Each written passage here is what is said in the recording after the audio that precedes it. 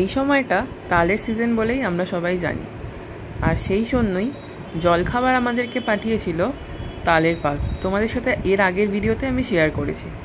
যেহেতু জন্মাষ্টমীর আগেই পাঠানো হয়েছে, তাই আমি ভাবলাম এবারের জন্মাষ্টমীতে নিজের হাতে গোপুদেরকে একটু তালের ক্ষীর বানিয়ে দেব।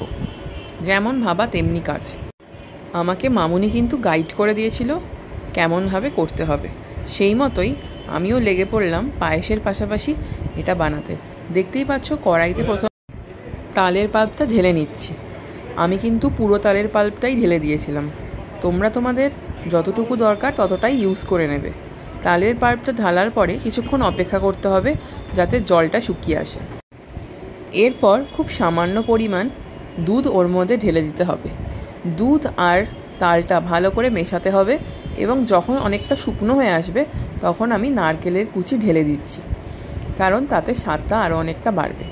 তারপর নারকেলের কুচি দেওয়ার পর এটাকে ভালো করে মেশাতে হবে তালের পাল্পের সাথে, যাতে নারকেলটা একেবারে মিশে যায়।